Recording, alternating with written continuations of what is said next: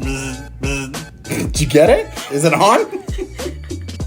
Hello there, and welcome to another episode of Taking Over the World with Ed and Aaron. What's up, buddy? What is up, good sir? How was your Super Bowl weekend? Oh, we can't say Super Bowl. Why? Because we don't have authorization to use that phrase. So we have to call it the good game.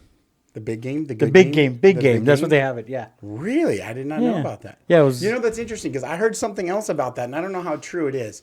But so I heard this morning, because like there was like the running joke, you know, like all the prop bets, right? Always hilarious, right? But there's, of course, with Taylor Swift, they had all these prop bets that were going to be out there and stuff. And so my coach put out like something to our coaching group, right? And he's like, I thought he put how many times did they show Taylor Swift? I'm like, I'm going with 13, right? That's her number. Right. They'll work all this in. And so the kids are counting with me and stuff. And like at the fourth quarter, I'm like, dude, guys, I think it was about 13. So then I'm Googling it last night. Turns out it was, according to like Houston Chronicle or something, it was actually 12. I was like, oh, it's so close. But he said, but when we looked at the, he said, how many times did they mention her name? And it was 0. And so we started talking about it. And somebody in our mastermind has done like copyright law or something like that before. I guess if they would have kind of like promoted her or talked about her, everybody, and again, this is third-hand information, right? But potentially all these advertisers that were paying hundreds of thousands or millions of dollars for these ads could have come back and sued potentially CBS or, you know, because they gave her basically free advertisement if they would have started talking about her or her Eras Tour, like, oh, she just got back from Tokyo on her Eras Tour. Technically, they're talking about her Eras Tour and promoting it. And I was like, dude, I would have never thought about, like, you know, like how much people can get in trouble for talking about, like, promoting it as the Super Bowl or versus the big game, what you're allowed and not allowed to do. That's wild. So we went to the strip to check out a casino and stuff to see like all the hubbub and stuff going on. And it's funny because we were at a hotel. We were at the Aria, and it was almost like it was a Niners hotel. Really? They had the Niners stuff all on the outside, banners and everything. But when you go into the lobby, it was red and blue. Okay. Like all the statues like of football players. Colors. Wasn't that what it was? No, Super Bowl colors were purple. Oh. But red and blue are AFC and NFC colors. Oh, yeah, NFC's blue, AFC's red. So when I was walking through at first, I was like, what is this? Why would it be this color if it's a San Fran hotel?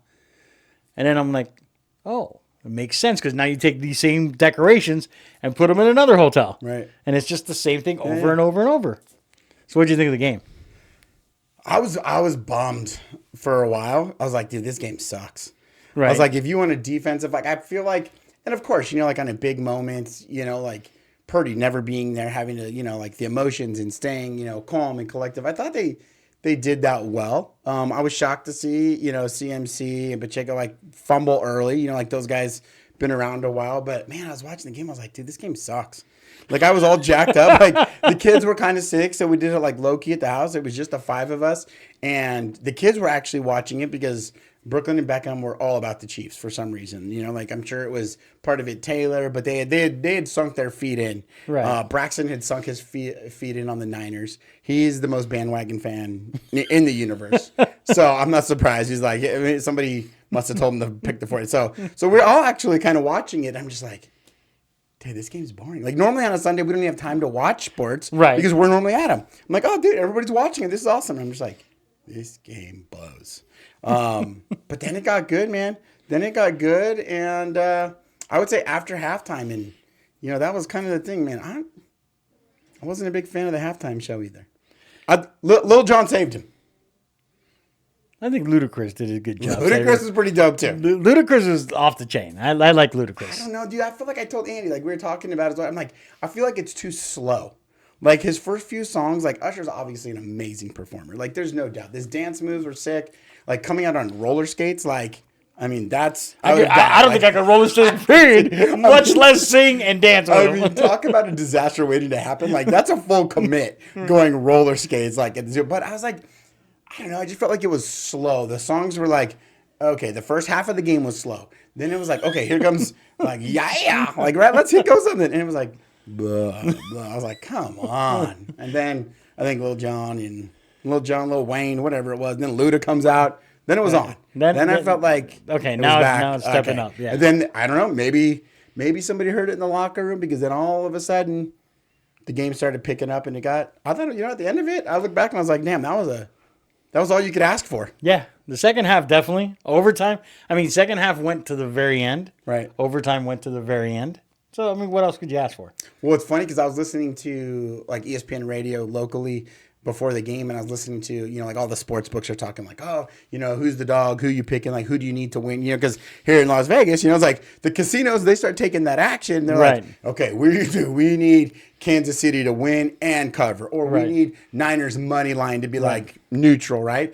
And the guy that I was listening to just on whatever, he's like, dude, we're pretty neutral across the board. So it's like, we really don't have a dog in the fight. Like at this point, but what was interesting is like, what we do need is like a boring game.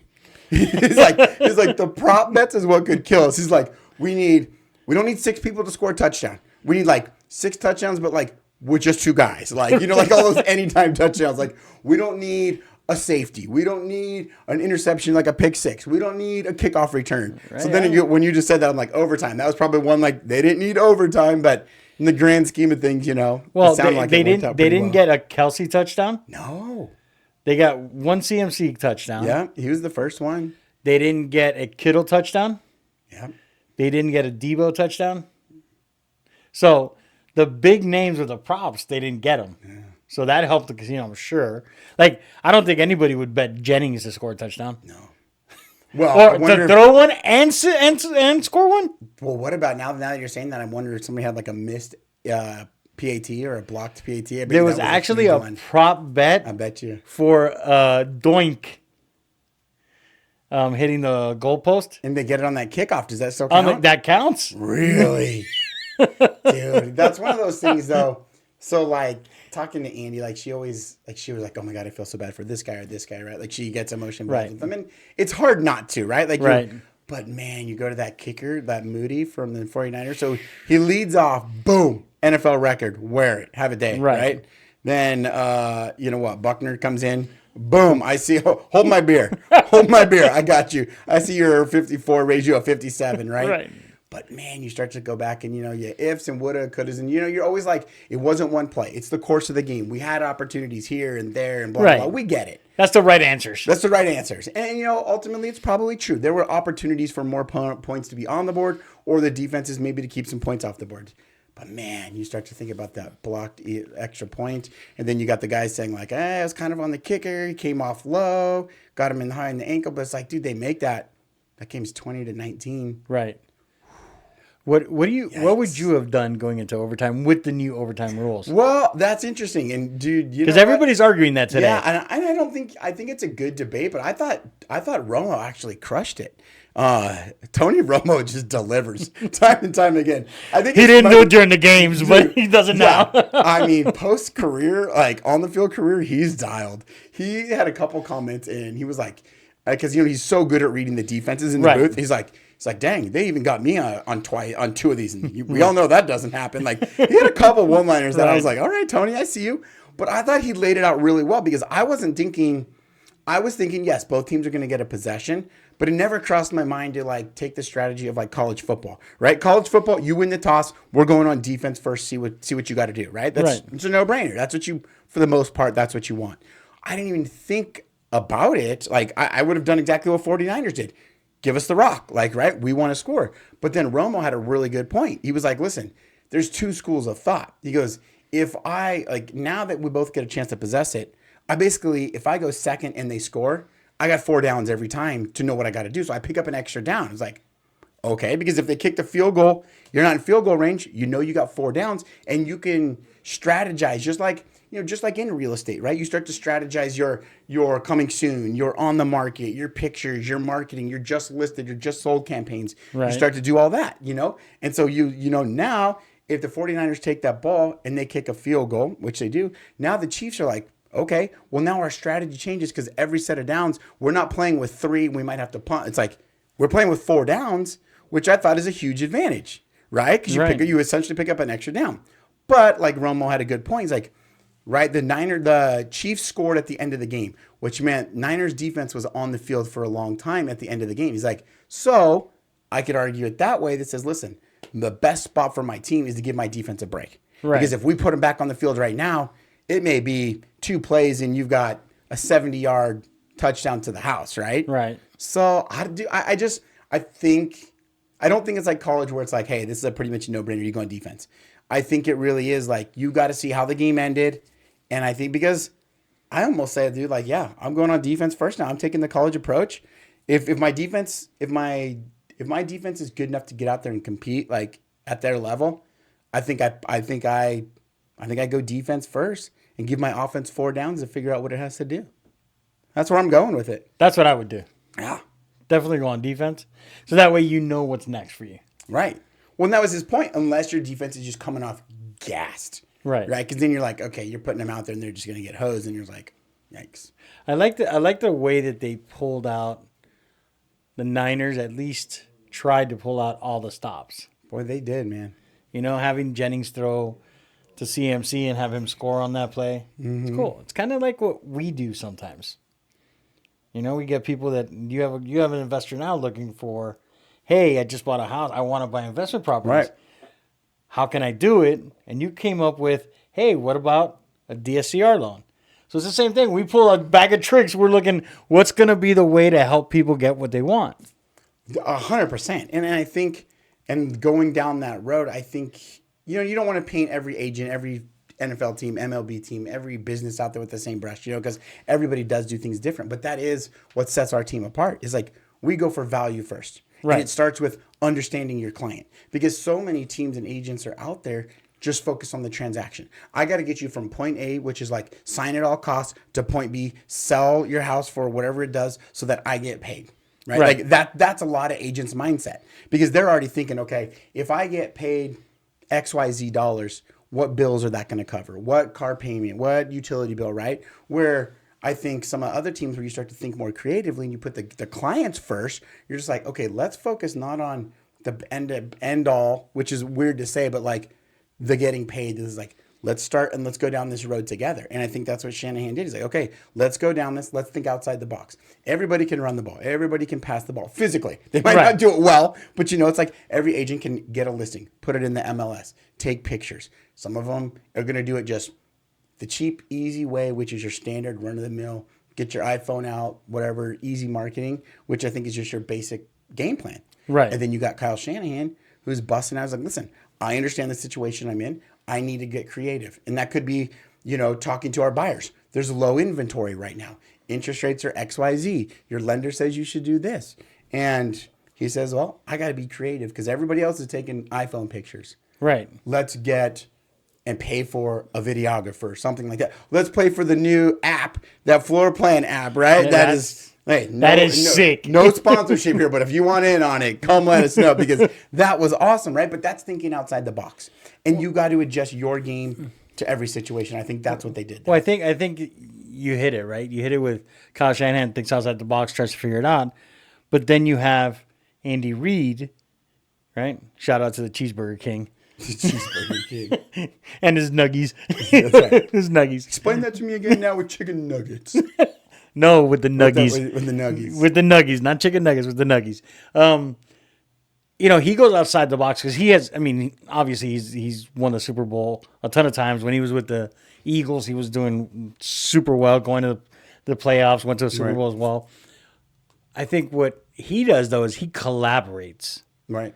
Right? Because he called that play on 4th and 1 in overtime, and it was a pass play. And Mahomes like, if it's open, I'm running. And he didn't say, no, wait for it. He's like, all right, if you think you got a shot, get it.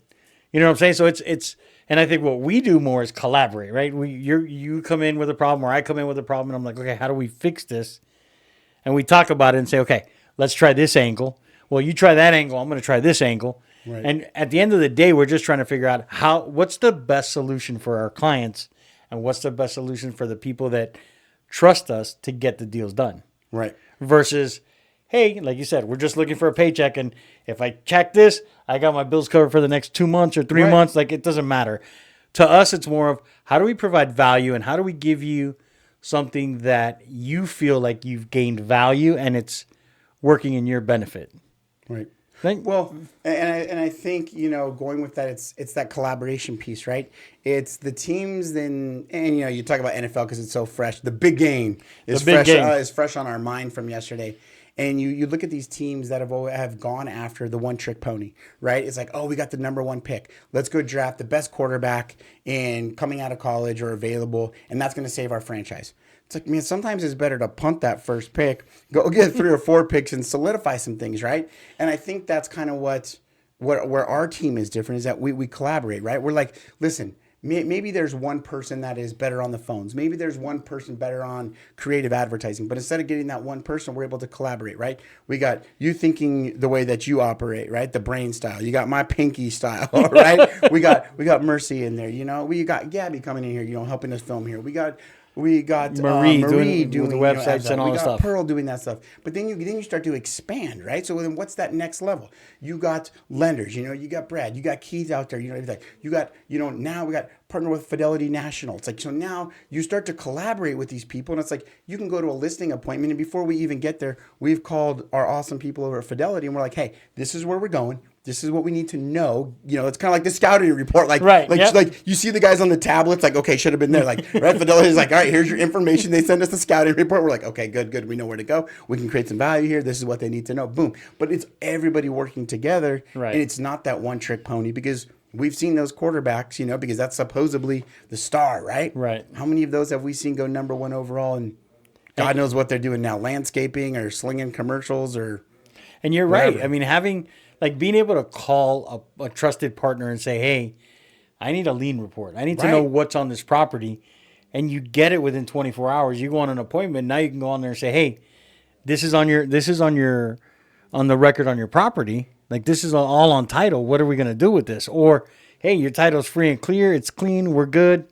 We're ready to go. We're ready to move forward if that's what you want to do. Well, and then see, again, you go back to value, right? Everything we do is value add. Because you got people, you got agents, you got again, you can go out to any industry, right? It's kind of like sometimes like, if I don't see it, it doesn't exist, right? Right. Where our approach is more like, give us the lien port. Thank you. Let's go sit down with Mr. Seller and Mrs. Seller and be like, listen, before we get too much farther here, we want to lay out what you're looking at. Right. So that this is not a shock to you down the road, that you get, 2-3 weeks down the road and you find out like, oh, what do you mean you had a mechanic's lien on your house? What do you mean you had, a business place that's put a lien on? You have unpaid HOA, like whatever it is. Right. Because the agent didn't want to know. Because it's one of those things like, well, if I don't know, then I don't have to deal with it. But it's like, then you're doing it's about you, okay, and not about your clients. Right. Because there are houses where you're like, listen, here's the information. If we can help you, let's put together that game plan, that strategy guide, and let's do it. But they may say, oh, man, I didn't know any of that was on there. I'm not in a position to sell right now. And then that's when we can come from that place of value and be like, listen, through our collaboration and our team, like, let's get you in the right spot in the right time to sell. Right. And that's the thing is we're talking about another property today that really, based on the condition, you saw the house. It needs work. It does. Not a whole bunch of work, but it does need work in order to get sold at the top dollar. Sure. And we know that the clients, unfortunately, are going through some things, and we're, rather than just, hey, sell it at the cheapest amount possible. Right. And the seller's having to come in with money, which they don't have right now to be able to cover the difference. We're trying to come up with, sub-2 financing or find creative ways to get them to not have to deal with this headache anymore and us be able to solve their problem and give them an opportunity or an outlet to take care of this. So I think that's what the most important thing is. We're solution-based, and we like to take the time to, like you always say, collect data. Let me get as much data as we can, 100%. Put it all together, That's and our then job. figure out this is how we can help you if you want to get helped. If you want to do things on your own or you want to do it another way, that's great. I had another one call me the other day that we couldn't do anything with their property because there's a lawsuit going on. There's a list pendants on there. And they're like, oh, somebody called me and said they want to buy it. If not, they want to go ahead and list it. I'm like, why? If they want to buy, they don't have to list. Right. Why do they want to pretend to buy to then list from you? And she's like, well, because, the last deal canceled. Last deal canceled because we couldn't close. We have a title issue. So this is, by the way, not a current client. She was a previous client. Right. We can't sell her property. There's a lien on the property. We're trying to figure it out. And I spent almost an hour on the phone with her, just telling her, hey, these are the reasons. This is what's going on. And at the end, she's like, you know what? Leave it in the status that it is right now because I don't want to change it. Because I provided information. I wasn't trying to goop her. I was like, hey, you want me to change the status? I'll change it. Right. You want me to change it from a withdrawal conditional to a total withdrawal and you can do whatever you want with the property? I don't have a problem. I'm not holding the property hostage. I don't care if that's what you want to do. However, these are the situations. This is what's going to happen based on that change. What do you want to do? When I laid it all out and was honest, the answer was leave it as is. Right. Because it wasn't providing just, hey, this is what you want. This is what I'm going to do. It was, hey, here's a solution to your problem. This is what we need to do. Let me see if I can work on some other solutions and figure something out and provide information. So you're right. You're absolutely right. Collecting data and... I'd like you to write that down so I can take it home to my wife and just, as I got to... She's not going to believe me, though. That's true. She's going to think it was forged. Yeah. Or she's going to think, yeah, he works with them, so he's going to write whatever we want. All right, so then let's pivot. Let's talk about probably maybe the more important things yesterday. We already got halftime out of the way. We got the actual game out of the way. Let's talk about the big game. Right. The big game spread. What are your go-to big game food items that you got out there? Because I know I saw friends out there posting like, hey, this, this is this is that. Is there something, one, that you're known for putting out? Or is there, then besides that, like what are your go-tos that you want to make sure are there for you? So typically we have a dip. We call it in my house just the dip. The dip. Oh. That's it. Everybody's got like a dip, but okay, this is the dip. Oh, this is you got it. The I mean, dip. you can't leave us on a cliffhanger now. What roughly? I mean, we don't want to give away the Orasi family recipe, but what does the dip consist of? The dip is ground beef. Okay. Refried beans. Okay. Cheese. Okay. Hot sauce. Okay. And then sour cream for those that want sour cream on it. Okay. Pretty basic, but it's just the seasoning. It's that special secret ingredient. Okay. See, I think everybody has their own version of the dip. And there's always like a cheese. I think it's like a cheese base. This must be like just must be well, like you need cheese. You need cheese. I mean, cheese is everything. Like ours is. Andy made a really good one yesterday. It was like ground beef, the Velveeta cheese. The Rotel. You mix it all together. Then you put some Doritos in that. No, we don't beans. No beans in it. I'm down with the beans in it, but not everybody's the bean fan in the family. Yes, we do. I'll tell you what, you sprinkle that over some nachos, and then I throw a little hot sauce on mine, of course. Hit it with a little siracha. Game sliders. On. Sliders, solid. Okay, good play. Sliders. Good play. I'm a big fan of like the pretzel. Like give me some pretzel bites or some weird like pigs in a blanket. I mean, I don't think you can go wrong. Ooh. I don't think you can go wrong with pigs in a blanket. You can't. I mean, it might be one of the most easily used, underrated, common food items of like any type of tailgate or appetizer. I feel like at any party you go to, like if it's like an appetizer, like a backyard appetizer, like game style, doesn't matter what the game. I feel like there's always pigs in a blanket. There is. How about pizza bites? See, I mean, I'm okay with pizza bites. We didn't have them. We don't have them, but like I know Amanda likes them. My daughter. See, I think everybody's got their own little thing. She likes those. Brandon's definitely a pretzel guy. Yeah, that's her Brooklyn. She's... What if you took pigs in a blanket and stuffed them in pretzels? In pretzels. I mean, that's got to be out there, right? I don't know. If it's not, we got to do it. Trademark, copyright, whatever we got to say right now to protect that. Because pigs in a blanket in pretzels, in like a soft pretzel.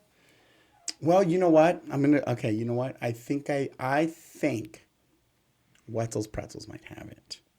You think? I think so because I got some pretzels from there the other day from the kids, and I was like, wait, we didn't want to leave or whatever. I think it's I DoorDashed it, right?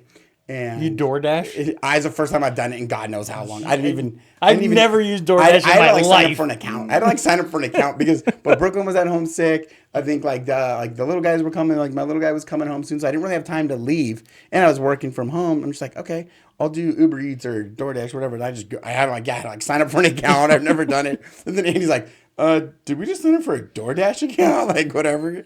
And I think I remember I had to order one more thing to get the free delivery of $2. I'm like, yeah, I'll spend $7 to save $2. Absolutely. And I think I got hot dog bites. I think they might have been in a pretzel though. Something to find out. We're gonna have to look into that. So did you see What was the best commercial you think that you saw? Oh, good. So I got two that rang pretty good. Like I got like the hilarious version one and like the sentimental version, right? I thought the sentimental version one is like it was real early where it was about girls in sports. Okay. Right? Where it was that like, would hit you. That though. one hit me because, like, my daughter's in sports. I coach softball. And it was like, like, I forget what the percentages were, but they talked about girls in sports. And it started off funny because these girls were like falling. We were all laughing, and I was like, I think it was meant to be funny, but it got your attention. And then it kind of led down like 40 or 5 or 50% of like females or young girls like quit playing sports because they're either told they're not good enough or this or that. So I thought that one was pretty cool. That one hit me like in a emotional spot. My laughing spot, I can tell you what the boys was, but mine was the Dunkings.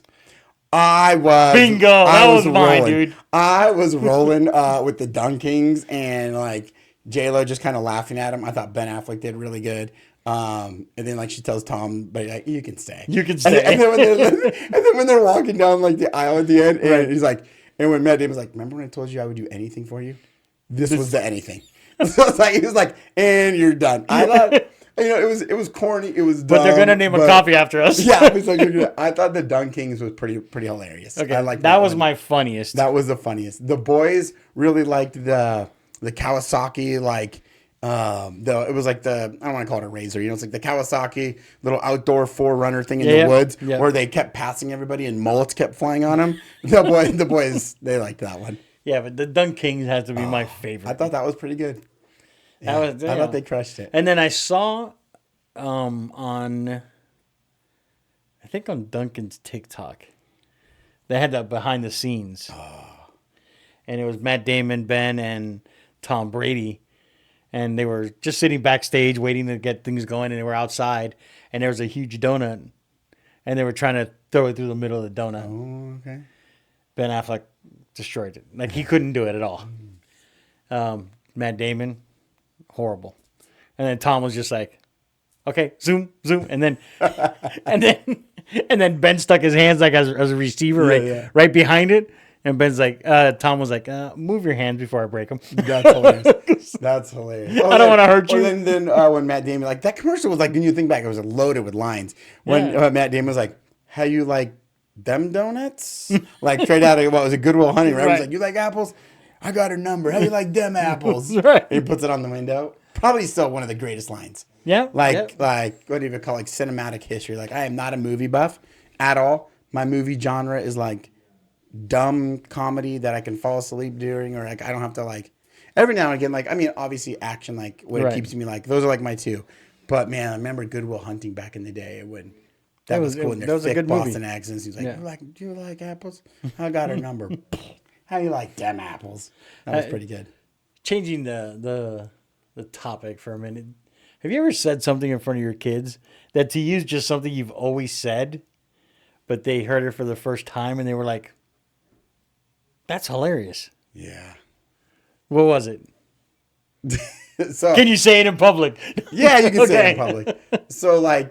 So growing up, like, my mom is still fluent in Spanish, and my dad knew a little bit, give him credit. And I learned a little bit so I took Spanish like in high school and stuff. Right. But I had like an ulterior motive. And I think I know where my daughter gets it now. Like, I didn't take Spanish so I could learn it and speak it and like use it later in life where it would probably be beneficial. I took it to listen to what my parents and grandparents were saying, like about birthday presents and Christmas presents. I want to know what they're talking about. Right. So we always have like weird, like, Spanish words that we always throw around. So the two things that I was, the first time I got them, like, they were just dying laughing was chonies. Like, so that's your underwear, right? It's like, hey, where'd you put your chonies? They're like, the what? And I had him dying. And then I got my little guy one time. He was rolling. And I was like, man, you kicked me right in the rancheros. And dude, so every time like somebody takes one in the rancheros, I was like, hey, you good? You get one in the rancheros? And I mean, it instantly just turns to laughter, and they get a kick out of the rancheros one. So Spanish is funny that you picked that Spanish in general, because my son's like, hey, you guys got to start speaking more Spanish, because our oldest speaks perfect Spanish. He's fluent. Okay. Our next one, Brandon, speaks a little bit of Spanish.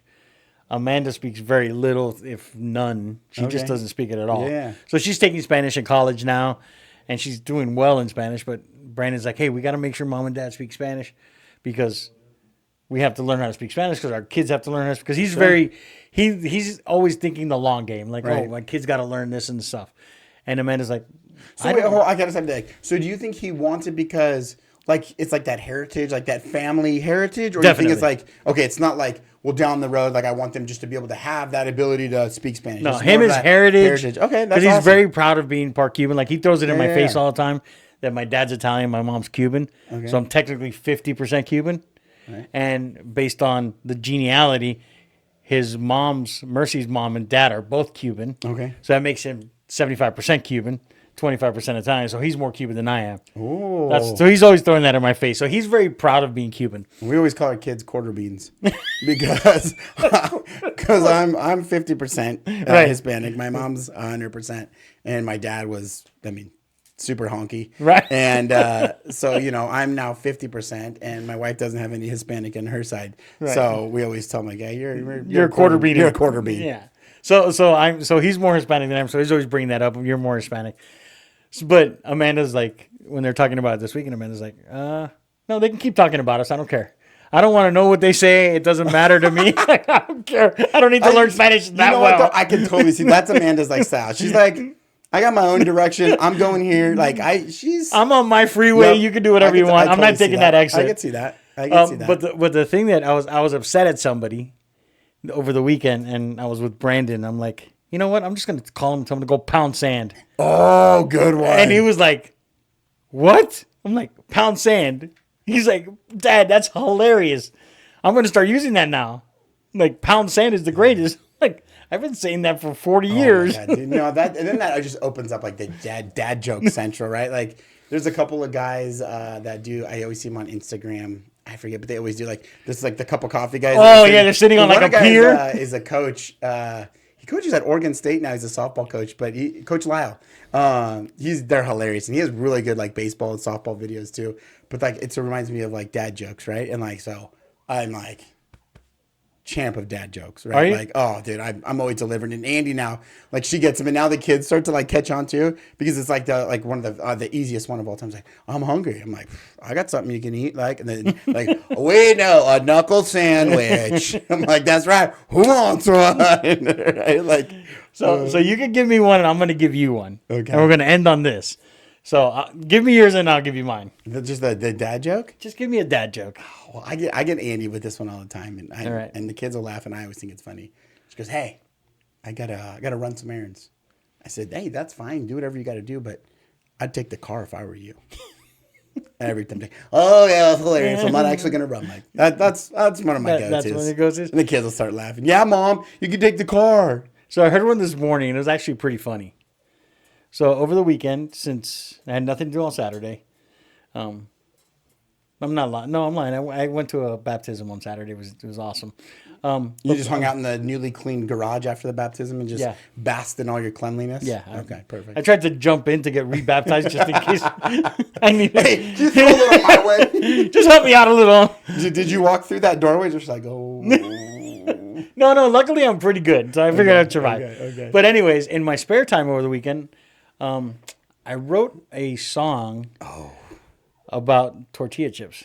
Wow, you wrote a song about tortilla chips. Well, really, it's a rap. You didn't get it. Went right over your head. What a rap, like an actual like tortilla a rap. Like, yeah, wow. There you go. See, you didn't even get that. Wow, Jeez. Gabby. Right over your head. Yikes. Did you get that? Yeah. She got it. She started smiling. You're like, right over your head. That one went right by me. I'm sorry. I gotta dumb them down a little. Yeah. Make it easier for you. I got that from Dan Orlovsky today on Get Up. Yeah, he's pretty funny. He comes up with dad jokes all the time. Yeah, I gotta those guys that are always with the cup of coffee out there. Those guys are I've seen them. They got some really good ones. And it's funny because like, are you ever sitting across from like Mercy or something, and you guys are obviously like on your phone or something, and you just get something and you're dying laughing about all the time. Like, oh my God! Like, so when I first found those guys, dude, I'm just like rolling by myself. Like, I got tears coming down my eyes. Like, I'm laughing so hard at these. And then I show them to Andy. I'm like, watch it. She's like, that's not that funny. And so she did that to me this weekend, right? She showed me this one. She's like crying, laughing. And I'm just like, what? Is this a picture of this You remember when they had the hoverboards for a while? Yep. And every parent that got on them, boom, bam, they're just eating shit all over the place, right? Right. Well, now you got the VR sets. Right. Oh my God, there was this lady, and it is funny, but Andy was dying laughing. This lady, she's obviously fighting something. She's standing in the kitchen. She looks over her shoulder, and then she takes off running forward and smack into the oven, falls over, glass goes everywhere, dude. Just a garage sale. But I mean, she's just like, bam, glass everywhere, just all over. It was good. It was pretty funny. I give her credit. That was pretty good out there. All right, buddy, ready for a great week? Let's you know what? Let's get out there and have a day, have a week, have a month. Go help some And people, take care of provide some people. value. There you go. Have a good one, bud.